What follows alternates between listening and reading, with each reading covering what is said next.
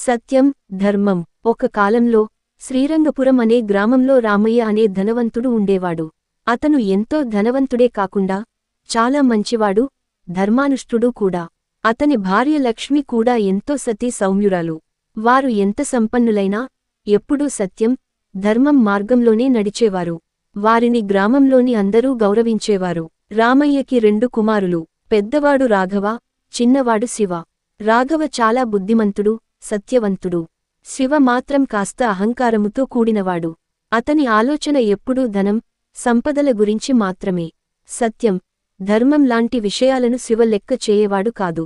ఒకరోజు రామయ్య తన కుమారులకు తన ఆస్తిని పంచాలనుకున్నాడు. ఆ సమయంలో ఆయన 2 కుమారులను పిలిచాడు. నాకు తెలియకుండా మీరు ఇద్దరూ నా సంతోషానికి కారణమయ్యారు. ఈ రోజున మీకు నా ఆస్తిని పంచాలని నిర్ణయించాను. కాని ముందు మీరు ఇద్దరూ ఒక శపథం చేయాలి అని అన్నాడు రామయ్య. రాఘవ, శివలు ఆశ్చర్యంగా, ఏమిటో శపథం అని అడిగారు. రామయ్య నవ్వి, మీరు 2 సమయం లేకుండా ఎవరికీ చెప్పకుండా వారం రోజుల పాటు సత్యం చెప్పకండి.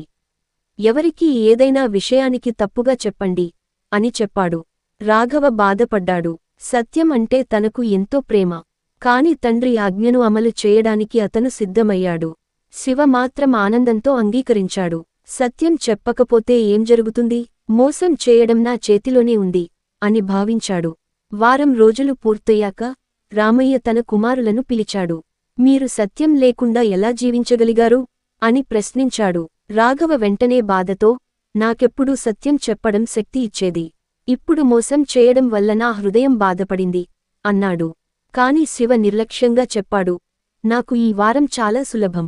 నేను సత్యం అనేది జీవితంలో ముఖ్యమని భావించను. అప్పుడు రామయ్య తన కుమారులను సంతోషంగా చూసి, సత్యం మన జీవితంలో ప్రధానమైనది. ఎప్పుడూ సత్యం చెప్పేవారికి మనిషి గౌరవం, ఆనందం ఉంటుంది. క్షణిక ధనం మనకి శాశ్వత సంతోషాన్ని ఇవ్వదు. సత్యం, ధర్మం లేని ధనం నిన్ను ఎప్పుడూ సంతోషపరచదు అని తెలిపాడు. ఈ మాటలతో శివ అర్థం చేసుకుని తన తండ్రి నుండి తగిన పాఠం నేర్చుకున్నాడు. అప్పటినుండి శివ కూడా సత్యం, ధర్మం మార్గంలోనే నడవాలని నిర్ణయించుకున్నాడు.